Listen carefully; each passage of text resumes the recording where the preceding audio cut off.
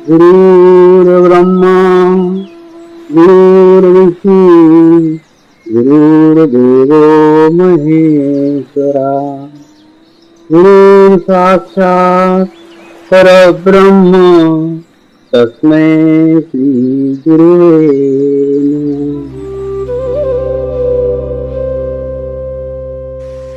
मैं एक पवित्र आत्मा हूं, यानी मैं शरीर नहीं हूं। मैं एक शुद्ध आत्मा हूं। शुद्ध आत्मा केवल परमात्मा है। परमात्मा के सिवा मेरा कोई अस्तित्व नहीं है। मैं परमात्मा मैं हूं। मैं एक पवित्र आत्मा हूं, यानी मैं शरीर नहीं हूं। मैं एक शुद्ध आत्मा हूं। शुद्ध आत्मा केवल परमात्मा है। परमात्मा के सिवा मेरा कोई अस्तित्व नहीं है। मैं परमात्मा मैं हूं। मैं एक पवित्र आत्मा हूं, यानी मैं शरीर नहीं हूं। मैं एक शुद्ध आत्मा हूं। शुद्ध आत्मा केवल परमात्मा है। परमात्मा के सिवा मेरा कोई अस्तित्व नहीं है। मैं परमात्मा मैं हूं।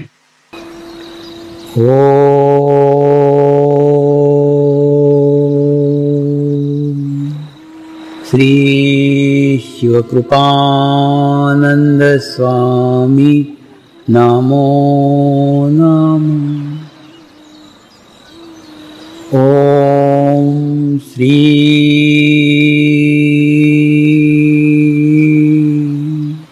शिवकृपानंद स्वामी नमो नमः।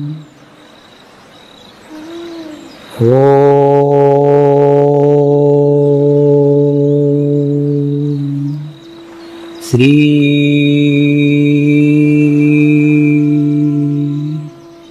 शिवकृपानंद स्वामी नमो नमः।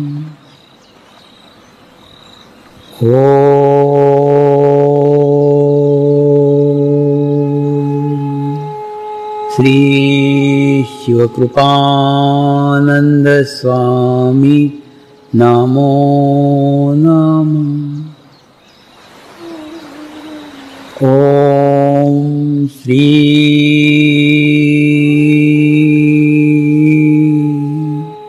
शिवकृपानंद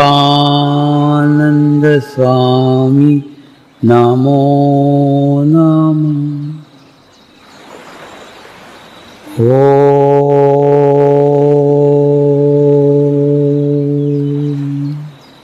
श्री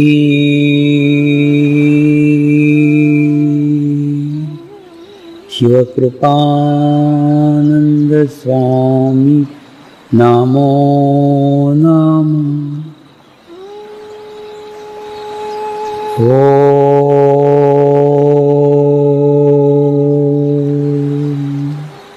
श्री शिवकृपानंद स्वामी नमो नमः। ओम श्री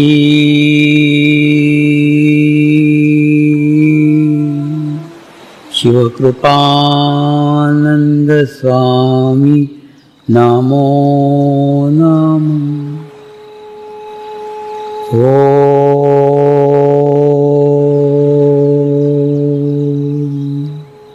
श्री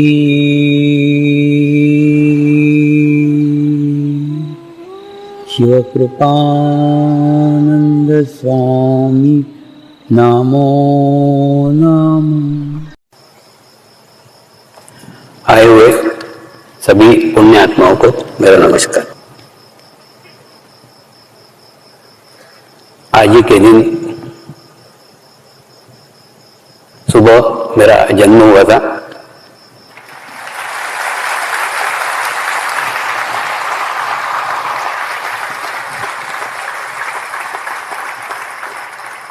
यानी अब मैं कह सकता हूं कि मैं सचमुच बूढ़ा हो गया हूं। अभी तक बूढ़ा दिखता था, लेकिन वो जो बूढ़े का स्टेटस रहेगा ना, वो नहीं मिला था। तो आज सीनियर सिटीजन का जो स्टेटस है वो आज मुझे प्राप्त हो गया।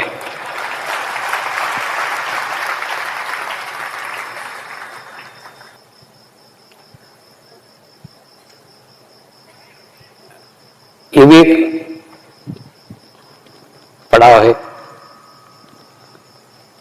जिस पड़ाव पे प्रत्येक ने अपनी रिस्पॉन्सिबिलिटीज, अपनी जवाबदारियां,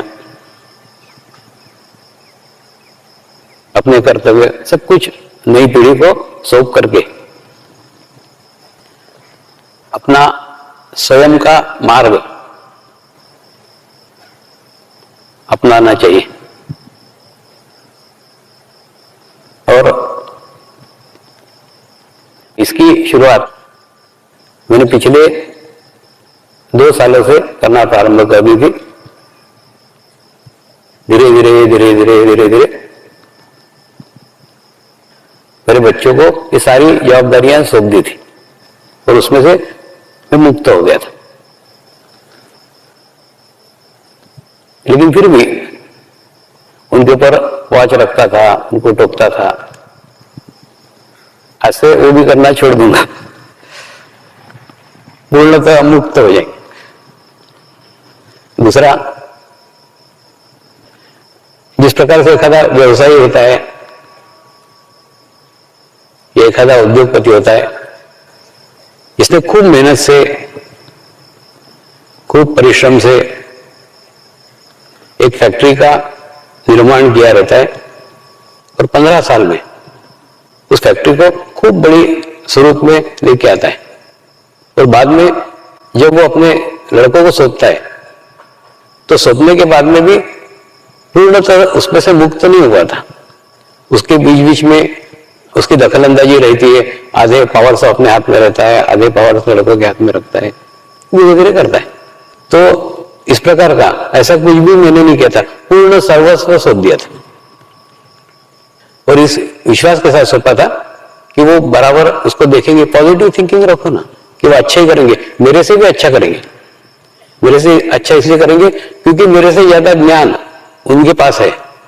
अब थोड़ा इस बात को समझो, आने वाली जो पीढ़ी है ना, उस पीढ़ी के पास हमारे से ज्यादा नॉलेज है, हमारे से ज्यादा ज्ञान है। और पिछले 10 साल में बुद्धि के अंदर खूब विकास हुआ है, बुद्धि के अंदर खूब ज्ञान की वृद्धि हुई है। तो जो नॉलेज आज की पीढ़ी के पास में वो हमारे पास में नहीं है। और हमारा ज्ञान, हमारा नॉलेज, हमारी माहिती, हमारे अनुभव आज की पीढ़ी के कुछ भी काम के नहीं है, क्योंकि वो पुराने हो गए और वो पुराने अनुभव आज के समय के अनुसार कुछ उपयोग के नहीं है। उनको उनके अनुभव लेने दो, उनको उनका कार्य करने दो, उनको कार्य का फ्री हैंड दो, उनको कार्य करने का अवसर दो। ऐसा पूर्ण अवसर देने का मैंने प्रयास किया और आज से पूर्णतः दे रहा हूं। इसलिए देखो ना, इस बार मैं हर दफे कार्यक्रम के पहले व्यवस्था देखने के लिए आता हूँ, अरेंजमेंट देखने के लिए आता हूँ। किचन की व्यवस्था कैसी है, सोने की व्यवस्था कैसी है, रहने की व्यवस्था कैसी है, टॉयलेट बाथरूम की व्यवस्था कैसी है, सब देखता था। इस बार कुछ भी नहीं है। मैंने सचमुच मेरी मानसिक तैयारी कर ली थी कि वो अच्छा ही करेंगे और अच्छा ही देखेंगे। दूसरा, बुद्धि का विकास इतना तेज हो रहा है, इतना विकसित हो रहा है कि अपराधी, 20 साल का अपराधी इस बैंक अकाउंट से उस बैंक अकाउंट में ट्रांसफर करके पैसे चुरा लेता है।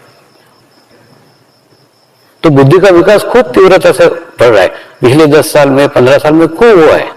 तो आवश्यकता है हमको भी, अगर आप 60 साल के हो गए हैं या 60 साल के होने वाले हैं, तो आपकी मानसिक तैयारी कर लिए। तो जो कुछ रिस्पॉन्सिबिलिटी है, आपका व्यवसाय हो, आपकी फैक्ट्री हो, आपकी दुकान हो, आपके फार्म हाउस हो, आपकी खेती, सब कुछ बच्चों को सौंप करके उसमें से निवृत्त हो जाएगी। और अब वो मार्ग चुनिए, वो रास्ता चुनिए जिस रास्ते पे आने के लिए आपका जन्म हुआ है।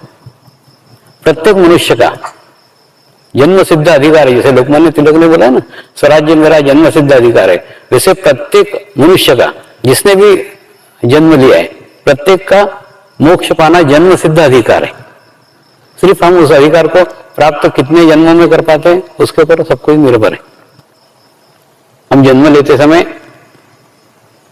कुंडलिनी शक्ति, शरीर और आत्मा के साथ जन्म लेते हैं। ये तीनों ही चीजें, तीनों ही बातें केवल हमारे साथ में रहती है। बाकी सब बातें जो कुछ हमारे पास आज है वो कुछ भी जन्म के समय नहीं थी। ये सब जाति, धर्म, नाम, भाषा, देश, ये सब हमने बाद में धारण किया है। तो इनमें से जितने आप मुक्त होंगे, जितने फ्री होंगे, उतनी आपकी प्रगति झड़प से हो सकती है। और मेरे जीवन में भी, प्रत्येक के जीवन में जरूरी नहीं है, जैसे मैंने कई बार देखा है, एक सीमेंट कंपनी का मालिक खूब 15 साल में अपनी फैक्ट्री खड़ी करता है, सब कुछ करता है, लेकिन जरूरी नहीं है कि उसके लड़के उस फैक्ट्री को संभाले। वो बोले भाड़ में गई तुम्हारी फैक्ट्री, हमको तो हीरे का धंधा करने का है। मतलब उनका दिमाग और अलग ही चलते रहते। तो वो जरूरी नहीं है कि वो उस काम को संभाले जिसको बाप ने बड़ा किया है, बाप ने बुद्धिगत किया है। लेकिन उस मामले में मैं खुशनसीब हूं कि मेरे बच्चों ने मेरे कार्य को संभाल लिया।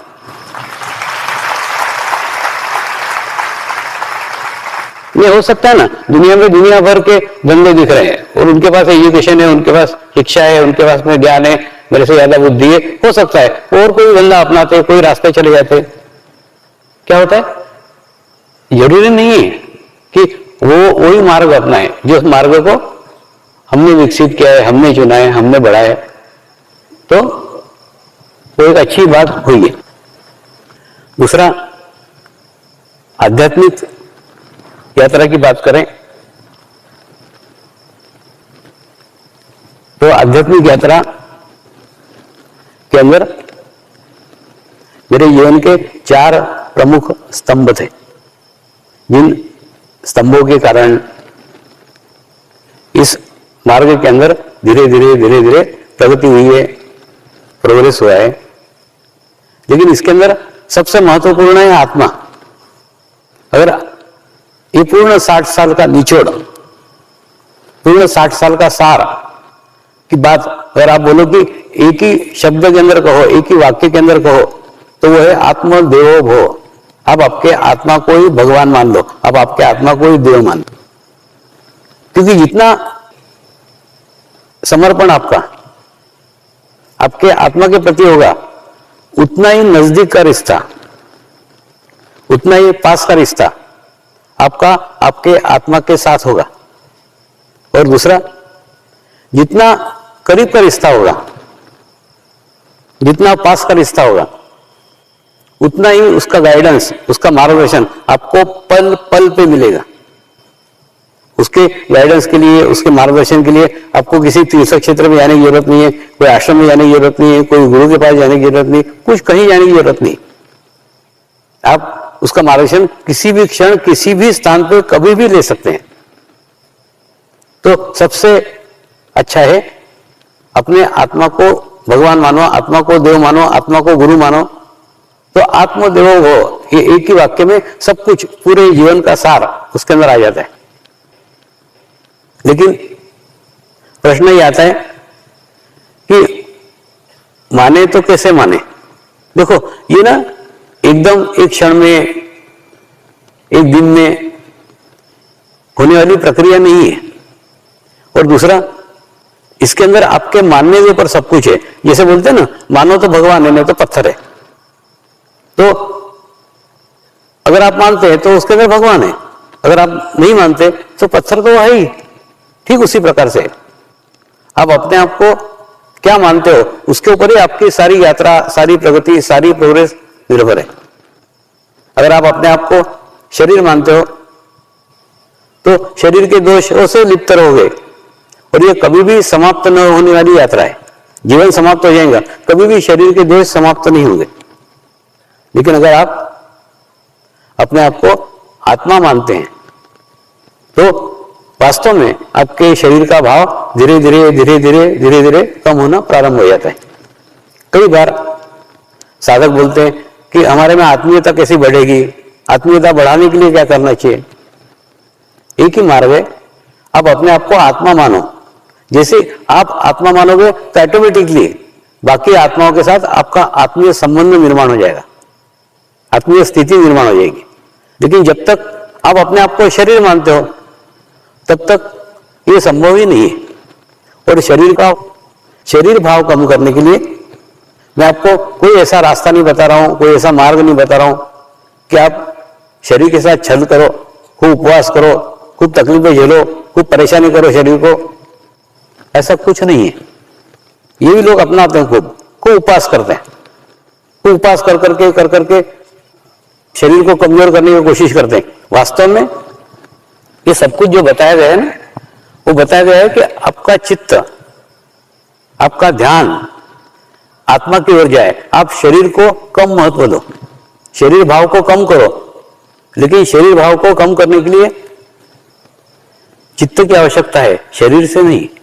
जो कुछ होगा ना, शरीर भाव कम करना है तो शरीर को ही कम करने जा रहे हैं, ऐसा नहीं कि आपने उपवास करना चालू कर दिया, शरीर को तकलीफ देना चालू किया, शरीर को परेशान करना चालू किया। नहीं, मैं शरीर का बिल्कुल ध्यान नहीं रखती या ध्यान नहीं रखता। इससे शरीर भाव कम नहीं होगा। शरीर भाव कम करने के लिए आवश्यक है आप आत्मा का भाव बढ़ाओ। जैसे मैंने बताया ना कल कि मुनि महाराज मेरे को बोल रहे थे, स्वामी जी मैं इतने उपवास करना चाहता हूं, इतने उपवास करना चाहता हूं कि मेरा ध्यान लग जाए, ऐसा करूं क्या? मैंने उनको बोला नहीं, तुम इतना ध्यान करो, इतना ध्यान करो, इतना ध्यान करो कि आपके उपवास घटित हो जाए।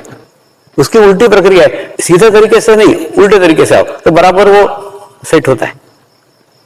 तो ध्यान एक ऐसी माध्यम है जिस माध्यम से आप उस आत्मा को अनुभव कर सकते हो। और दूसरा, आपको जो कुछ मिला है वो खूब आसानी से मिला है, सहजता से मिला है, सरलता से मिला है, इसीलिए आपको उसकी कद्र नहीं है, आपको उसका एहसास नहीं है कि आपको क्या मिला है। यानी आपके जेब में एक अच्छा डायमंड रखा हुआ है, लेकिन चोर को मालूम है कि आपके जेब में हीरा है, आपको नहीं मालूम कि आपके जेब में हीरा है। ठीक उसी प्रकार से ये आत्म साक्षात्कार बहुमूल्य है। आध्यात्मिक क्षेत्र में इससे बड़ी घटना कुछ ना है, ना होगी, ना हो सकती। और वो प्राप्त होने के बावजूद भी अगर आप प्रगति न करो, आप प्रोग्रेस न करो, तो क्या कहा जा सकता है? हिमालय में कई स्थानों पे कई ऋषि मुनि, कई हठयोगी सालों तपस्या करते रहते हैं, सालों तप करते रहते हैं, सालों साधना करते रहते हैं। क्यों करते रहते हैं? कि उनके अंदर आत्म साक्षात्कार प्राप्त हो, आत्मा की जागृति प्राप्त हो। आत्मा की जागृति होगी तभी तो आत्मा का एहसास होगा, आत्मा का एहसास होगा तो आत्मा से निकटता बनेगी। ये प्रक्रिया खूब बड़ी है, लेकिन आपको ये खूब आसानी से मिल गई है, सरलता से मिल गई है। कल जैसे वो नाटिका दिखाई गई थी संत ज्ञानेश्वर की, तो संत ज्ञानेश्वर जी ने ज्ञानेश्वरी के 6ठे अध्याय में कुंडलिनी शक्ति पे, आत्म साक्षात्कार पे खूब डिटेल में लिखा है, खूब विस्तृत लिखा है। और विस्तृत लिखने के बाद में भी उनको लगा कि ये लिखना काफी नहीं है। ये लिखने के बाद भी अगर किसी को अनुभूति नहीं हुई, किसी को आत्म साक्षात्कार नहीं कराया, तो वो सोचेगा लिखे खूब सारे फायदे, लेकिन सचमुच होते कि नहीं होते क्या मालूम, किसी को अनुभव तो उसका है ही नहीं। तो उन्होंने अपने गुरु से पूछा कि क्या मैं आत्म साक्षात्कार कराऊं, क्या मैं अनुभूति कराऊं? तो उन्होंने उत्तर दिया, ये उसका समय नहीं है और उसके लिए तुम अधिकृत नहीं हो। तुम लिखने के लिए अधिकृत हो, प्रचार के लिए अधिकृत हो, बताने के लिए अधिकृत हो, लेकिन कराने के लिए नहीं हो। ये एक समय आएगा जिस समय में ये कार्य सामूहिकता के साथ होगा, कलेक्टिविटी के साथ होगा, लेकिन उस समय का इंतजार करो, वो ये समय नहीं है। और आज हम उसी समय में जी रहे हैं, कितने भाग्यवान हैं।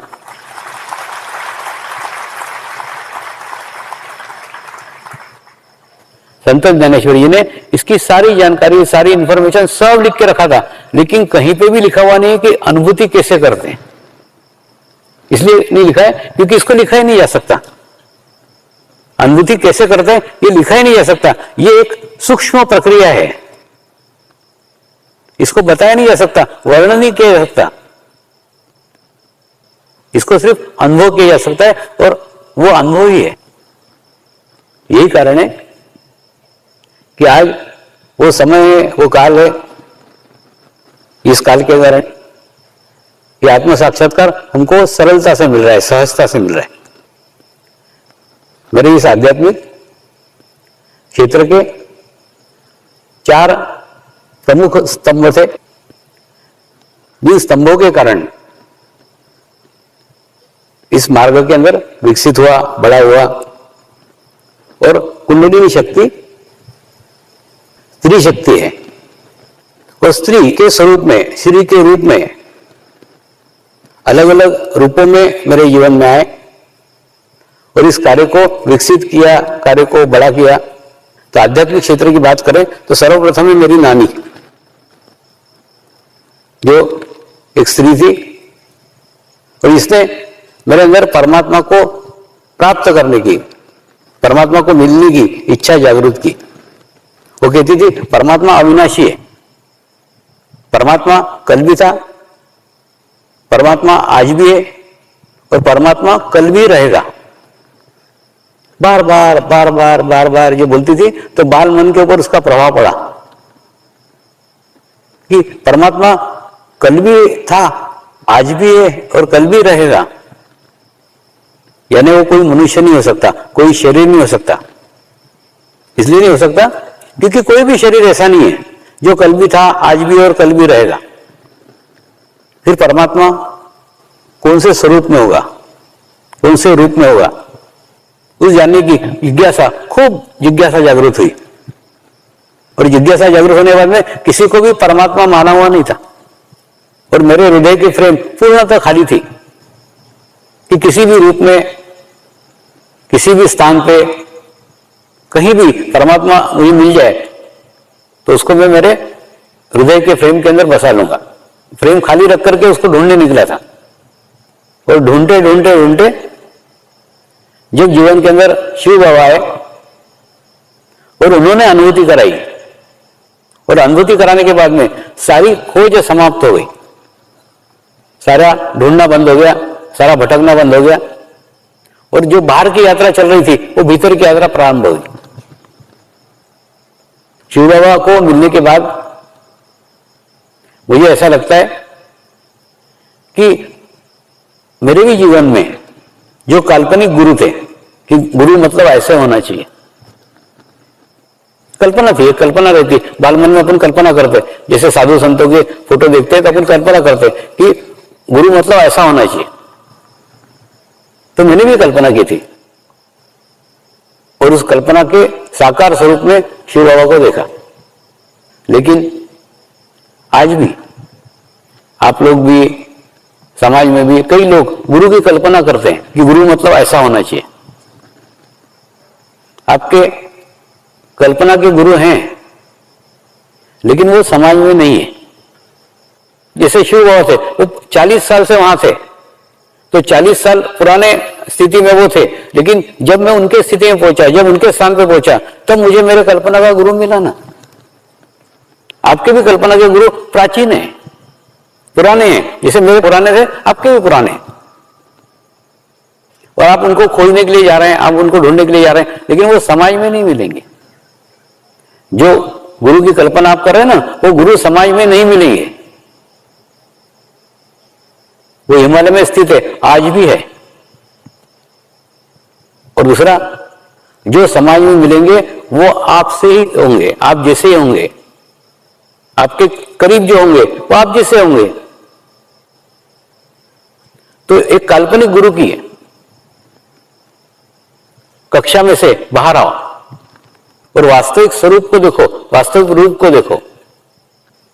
कई बार कई बातें इस प्रचार के अंदर अवरोध बनती है, ऑब्स्टिकल बनती है, लेकिन वो सब अगर नहीं अपनाया रहता, नहीं हुआ रहता, तो इतना अंतर्राष्ट्रीय स्तर के ऊपर प्रचार कार्य भी नहीं हुआ रहता। जैसे बाबाधाम बनने के बाद में कुछ वहां के गणमान्य लोग मुझे मिलने के लिए आए और पूछा, समझी इतना बड़ा बाबाधाम बनाने की क्या आवश्यकता थी, क्यों बनाया? तो मैंने उनको बताया तुम्हारे लिए बनाया।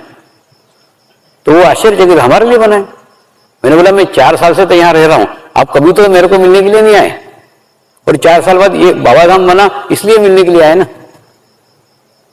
तो उनको मैंने बताया मैं तो शंख था जो एक समुद्र के किनारे रेत में पड़ा हुआ था। माने छोटे बच्चे उससे खेलते थे, कई लोग उसके ऊपर पैर रख के जाते थे, किसी का ध्यान नहीं था क्योंकि शंख रेत में पड़ा हुआ था। लेकिन उसी शंख को जब साधकों ने स्टैंड दिया, चांदी का स्टैंड पे रखा, तो पूजनीय हो गया। लोग उसकी पूजा करने लग गए, लोग उसको चंदन लगाने लग गए, लोग उसको फूल चढ़ाने लग गए। ये इसलिए हुआ कि मेरे गुरुओं को पता है कि कौन सा रूप, कौन सा पैकिंग, कौन सा आवरण देना चाहिए जिस देने से कार्य का विस्तार हो। उनका उद्देश्य एक ही है, कार्य का विस्तार, कार्य का विस्तार होना आवश्यक है। अब देखिए ना, कई बातें हुई है। तो बाबा धाम हुआ है, कार आया है, मैं इनकम टैक्स का रिटर्न भरता हूं, ये सब क्या प्रकार है? ये नहीं भरता तो इतने सारे देशों के वीजा आराम से नहीं मिलते। क्यों नहीं मिलते? क्योंकि जिसकी इनकम ही नहीं है उसको कौन देश वीजा देगा, आने का परमिशन देगा? कोई नहीं देगा। तो ये सब कुछ सहायक है, इसके कारण ही इतना सारा विस्तार हो सका है, इतना सारा बढ़ सका है। तो कहने का मतलब ये सब बातें भी माया का एक स्वरूप है। अब इन सब बातों की तरफ ध्यान मत दो, अब ध्यान दो चैतन्य की तरफ, वाइब्रेशंस की तरफ। क्योंकि मैं आपके करीब का हूं, आपके पास का हूं, तो आप जैसे आवरण मुझे भी ओढ़ना पड़ेगा, आप जैसे ही मुझे भी बात करना पड़ेगी, मुझे भी रहना पड़ेगा। जब आपसे रहूंगा, आपके पास रहूंगा, तभी ये कार्य का विस्तार हो सकेगा, कार्य वृद्धिगत हो सकेगा। मेरे नानी ने मेरे अंदर परमात्मा की इच्छा जागृत की और उस इच्छा को दिशा दी। मेरी मां ने, मेरी मां एक गुरु को मानती थी और वो गुरु को ही भगवान मानती थी। दूसरा, मेरे दादाजी ने, मेरे नाना जी ने उन गुरुओं की बातें मुझे बताई थी कि उनको मैंने प्रत्यक्ष देखा है। तब मेरे बाल मन के प्रभाव पड़ता था कि राम को देखा है, ऐसा मुझे कोई नहीं मिला, कृष्ण को देखा है, ऐसा मुझे कोई नहीं मिला, लेकिन मेरी माँ जिसको भगवान मानती है उसको देखा है, ऐसे नाना जी मिले। वो बोलते कि मैंने देखा है उनको। प्रार्थना करेंगे, हे परमात्मा, हम सभी पवित्र आत्माएं आपको हृदय से प्रार्थना करते हैं कि सारे विश्व में शांति हो, सारे विश्व के आत्माओं की आध्यात्मिक उन्नति हो एवं सर्वांगीण उन्नति हो। यही हम सब आत्माओं की शुद्ध इच्छा है। हे परमात्मा, हम सभी पवित्र आत्माएं आपको हृदय से प्रार्थना करते हैं कि हमारे सद्गुरु श्री शिव कृपानंद स्वामी जी का स्वास्थ्य सदैव अच्छा रहे, उनकी आयु दीर्घ हो। यही हम सब आत्माओं की शुद्ध प्रार्थना है, शुद्ध प्रार्थना है, शुद्ध प्रार्थना है। शांति पाठ करेंगे। ओम ध्यो शांति अंतरिक्ष गुम शांति पृथ्वी शांति रापः शांति औषधयः शांति वनस्पतयः शान्ति विश्वे देवाः शान्ति ब्रह्म शान्ति सर्वगं शान्ति शान्ति एव शान्ति सामा शान्ति एधि ॐ शान्ति शान्ति शान्ति सर्व इष्टसु शान्ति भवतु।